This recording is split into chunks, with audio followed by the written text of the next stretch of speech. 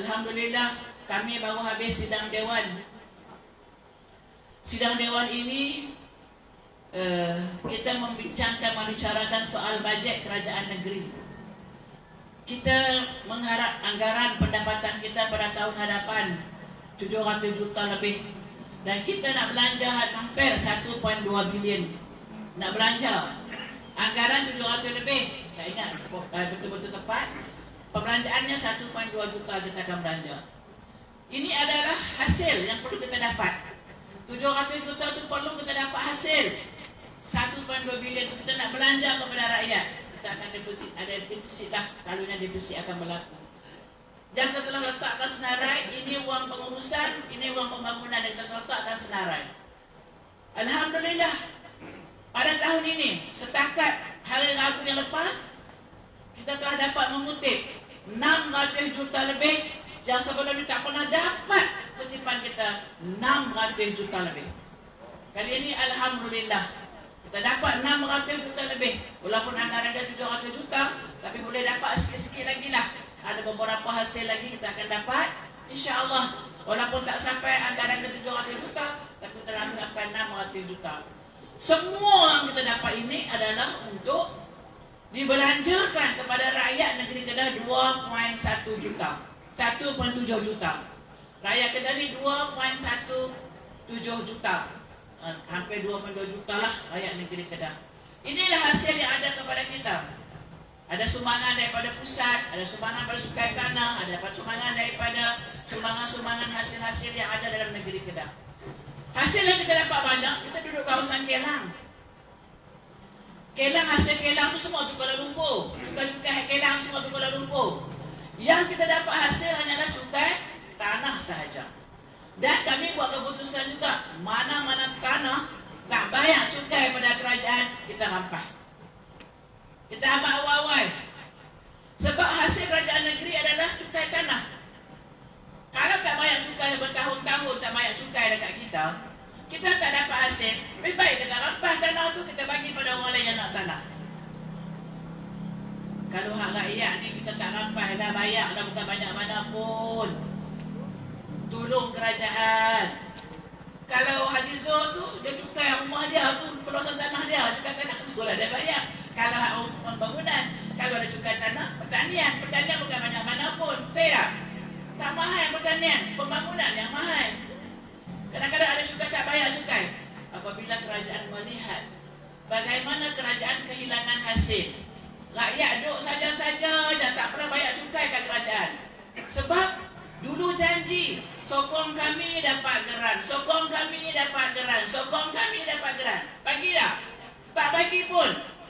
Mai kita jadi kerajaan, macam mana cara kita nak dapat hasil kepada kerajaan? Walaupun sikit, kita bagi geran. Bila bagi geran kat dia, dia kena bayar premium tanah. Lepas dia bayar premium tanah dapat geran, dia kena bayar cukai tanah. Itulah hasil kerajaan yang dapat. Kita ucapkan terima kasih kepada tuan-tuan kerana telah menolong kerajaan. Bila membayar cukai, menolong kerajaan. Duit kerajaan yang dapat dan salurkan kepada rakyat. Kalau dulu tak pernah dapat. Sebelum 2008 kita buat kafalah, dapat RM500 2008. Zaman Ustaz Azizan. Saya cerita ni sebab kafalah tu zaman Ustaz Azizan. Saya yang boleh ditugaskan untuk kafalah. Satu hari orang pula ni lah berlaku kematian. Saya tak mahu abang lah kat mana, berlaku kematian. Dia telefon dekat saya. Dia kata, Ustazah, saya nak kebumikan ayah saya. Saya tak ada duit langsung. Saya jumpa JKKP. Masa tu JKKP lah, kita MKK, dia pun JKKP. Dia buat tak tengok je kat saya, Ustazah.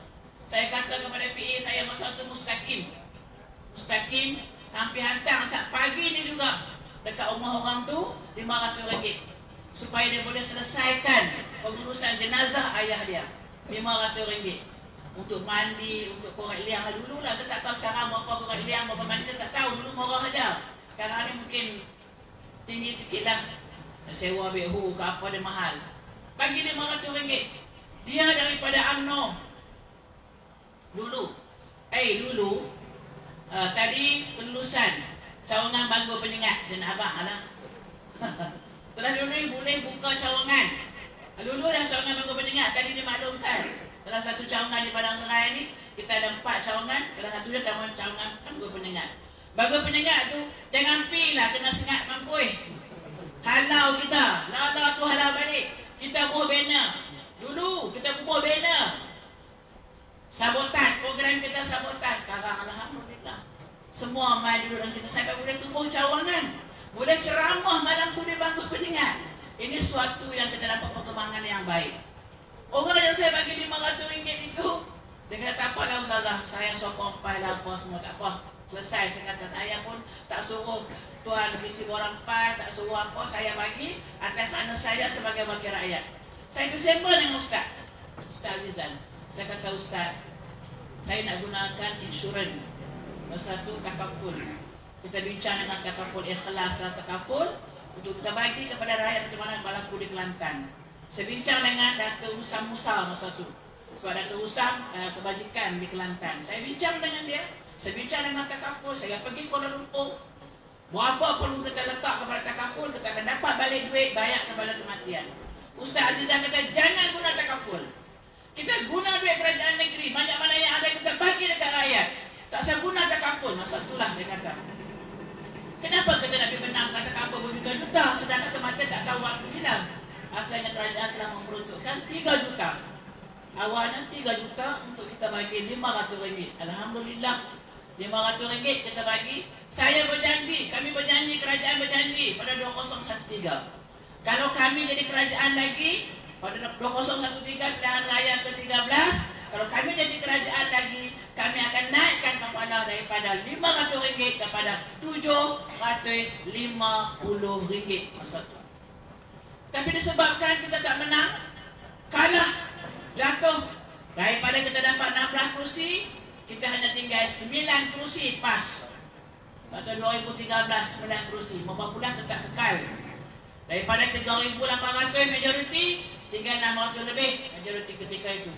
Penghijrahan, pindah daripada orang lunas, mai masuk popular, undi Barisan Nasional. Perancangan mereka. Tapi alhamdulillah kita boleh kekalkan kemenangan pada 2013. Tetapi kita tak jadi kerajaan, jadi pembangkang. Saya boleh cerita ketika jadi pembangkang, suka dan susahnya jadi pembangkang. Sekarang mereka jadi kerajaan pusat, kita jadi kerajaan negeri, juga kerajaan pembangkang daripada pusat. Kita kekangan-kekangan akan berlaku. Kita lantik MKK, mereka lantik JPKKP. Mereka lantik JPKKP pula. Dia ada 2 pentadbiran dalam sebuah kampung. Satu MKK, satu JPKK.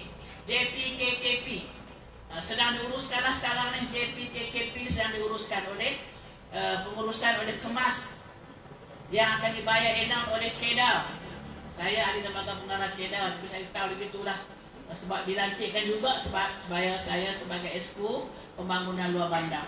Dilantik sebagai pengarah lembaga pengarah Kedah, tapi tak mesyuarat lagi pun sekali, tak mesyuarat di lembaga pengarah. Selepas pilihan raya, wallahualam saya tidak tahu kenapa dan di mana kesilapannya. Jadi dalam negeri dalam kampung ni akan ada 2. 2 ni saya kata jangan, kalau naik motor jangan belaga lah. MKK diberi arahan secara tidak bertulis, diberi arahan secara berdehem. Tak main lah kat kita. Kita pun tak happy lah, mereka pun tak main kat kita. Tapi alhamdulillah, walau bagaimanapun kerja buat kita insya-Allah, peruntukan kita banyak. Terpaksa kita mampu peruntukan 13.3 juta untuk kita bayar allowance MKK dan setiausaha MKK. Kalaulah kita ada bersama kerajaan pusat, yang 13 juta tu boleh buat projek lain. Kita pusat akan bayar semua allowance MKK ni, MKK kita. Tapi disebabkan kerajaan tak sama, kita terpaksa cari duit 13.3 juta untuk bayar allowance selama setahun kepada MKK dan setiausaha MKK. Tak banyak pun. Elang mereka RM500 tak badai pun. Tapi alhamdulillah, kerana mereka rasa pengorbanan mereka ada untuk membantu kerajaan negeri Kedah. Dan kita mengharapkan MKK yang kita telah lantik dan akan lantik semula pada bulan 1 ini perlu selesai adalah semoga mereka memberi perkhidmatan yang baik kepada kita, insya-Allah. Itulah harapan kita. Untuk makluman tuan-tuan dan puan-puan, dibentang kepada saya oleh pengarah KKDW Negeri Kedah. Baru-baru ini saya panggil mesyuarat tindakan. Dibentangkan negeri Kedah kalau Semenanjung ini negeri yang pertama miskin. Negeri Kedah ni negeri yang miskin kalau Semenanjung. Campur dengan Sabah Sarawak kita nombor 3. Saya kata memang negeri kita miskin sebab kita banyak sangat pengorbanan kepada kerajaan pusat. Kita tak tebang hutan, catchment area, dan tahan air. Kita tak gunakan bendang, kita buat bendang. 40% makanan disediakan oleh rakyat negeri Kedah. Pengorbanan kita terlalu besar kepada rakyat Malaysia. Sepatutnya kita mendapat imbuhan yang lebih besar kepada kerajaan negeri Kedah kerana kita mengorbankan pembangunan. Kita tak buat pembangunan, kita korbankan pembangunan ini untuk tersediakan makanan kepada rakyat Malaysia. Tetapi apa yang kita dapat? Kita tidak dapat apa hasil-hasil yang dibayar kepada kita. Kita minta kerajaan Pulau Pinang bayar 50 juta kepada kita. Duk ambil ayat. InsyaAllah akan dibawa. Tunggu dan lihat bagaimana akan berlakulah tentang untuk pembayaran air ini. Dulu Pulau Pinang kerajaan pusat bayar kat kita 10,000 sahaja. Sekarang baru dia bayar 10 juta 10,000 untuk pembayaran Pulau Pinang, pajakan Pulau Pinang. Setiap awal tahun Januari ini akan dapatlah masuk duit tu. Pembayaran pajakan Pulau Pinang 10 juta 10,000 ringgit akan ada masuk dalam akaun. Tunggu je bulan Januari ini. Setiap bulan Januari akan masuklah duit semua sampai yang wajib dibayar kepada kita. Saya heran. Sepatutnya ahli parlimen dapat 3.8 juta. Ahli parlimen kita ada 74 orang. Cikgu Lan, tolak 5 tinggal berapa? Tinggal 69. 69 kali dengan 3.8 juta. Berapa ratus juta? Berapa ratus juta ni peruntukan ahli parlimen kita yang tak dapat ni? Mereka buat apa? Mereka buat apa? Mereka menggunakan sewenang-wenangnya duit yang sepatutnya rakyat Kedah dapat. Setiap parlimen dapat untuk pembangunan mereka, untuk buat repair rumah, repair masjid, repair longkang, repair jalan. Tapi telah dilekukan oleh seorang yang mengatakan orang Islam, orang pemimpin Islam terpengaruh di dunia. Dan nombor berapa? Nombor 11 ya Pak? Nombor 11 terpengaruh di dunia pemimpin Islam. Betul ke ni? Beliau percaya ke? Wallahu a'lam. Orang lain mengiktiraf dia dari sudut mana kita tak tahu. Tapi kita boleh melihat kezaliman, ketidakadilan berlaku dalam pentadbiran.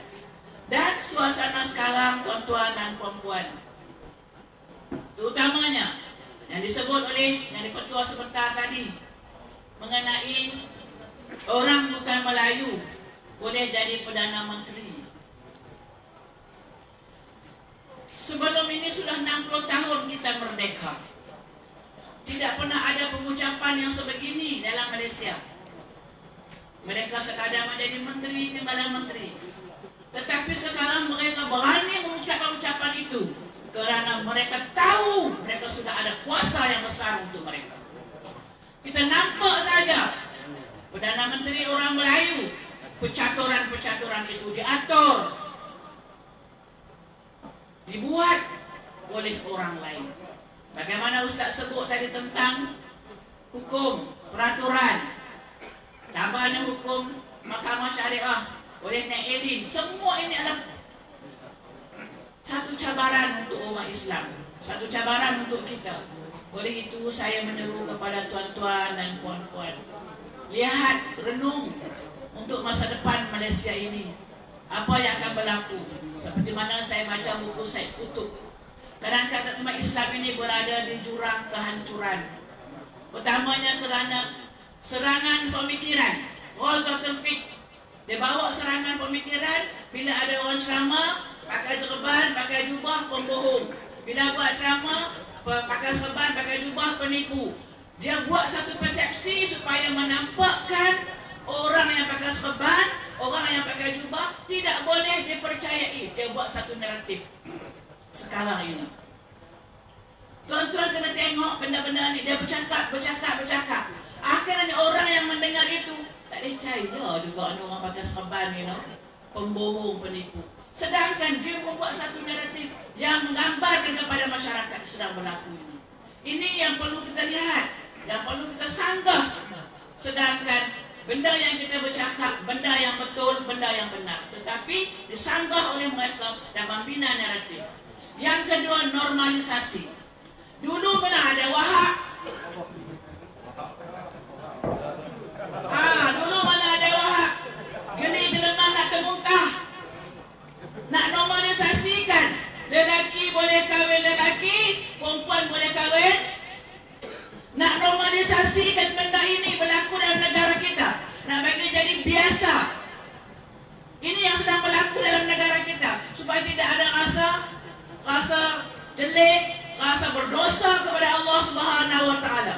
Kita boleh lihat bagaimana Allah mengazab golongan Nabi Lut, zaman Nabi Lut di laut mati, ditenggelamkan bumi yang begitu canggih hebat ketika itu. Yang ni yang kita takut, normalisasi, nak buat benda yang biasa. Buat konsert bagi biasa kita lihat. Sedangkan Palestin berperang, kita bawa Coldplay ke sini. Coldplay buat apa? Coldplay tu apa dia? Membawa orang yang macam tu, normalisasi. Supaya kita boleh melihat jenis-jenis LGBT ini biasa di mata kita, biasa dalam masyarakat kita.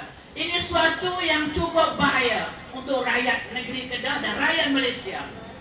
Inilah kita berada di hampir di jurang-jurang kehancuran. Akhlak, dari segi akhlak, Nabi dibangkitkan innama bu'istu liyutammima makarimal akhlak.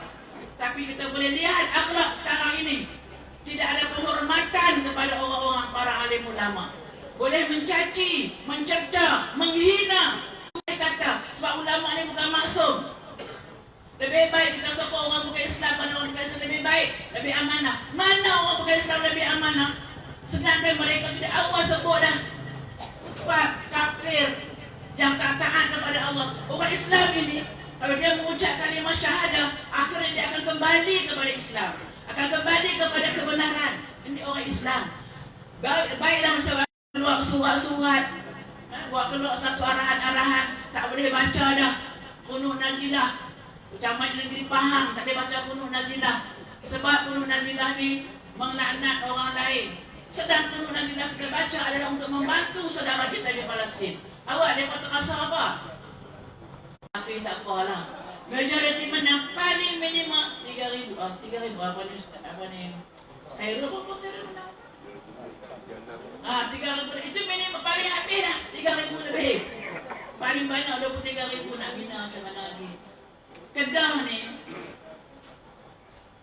pengurusi PAN pun kalah, pengurusi UMNO pun kalah, pengurusi DAP pun kalah. Tiga-tiga tu yang semua dia pun kalah. Tak ada apa dah. UMNO ni tak ada, di Perlis tak ada, Kelantan tak ada, Terengganu tak ada, Kedah pun tak ada.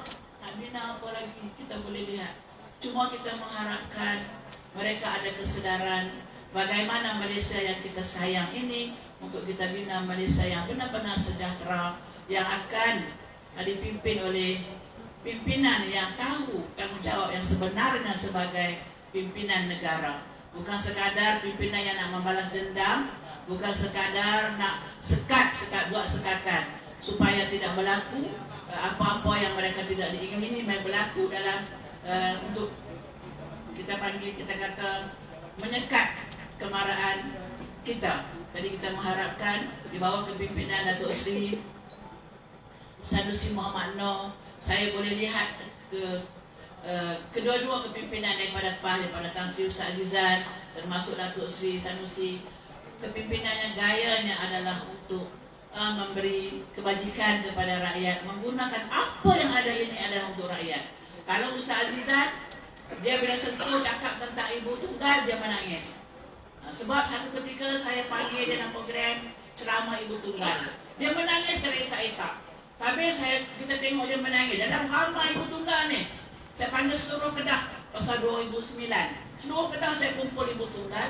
Saya panggil Ustaz Azizan, tolong bagi ceramah. Dia menangis terisak-isak.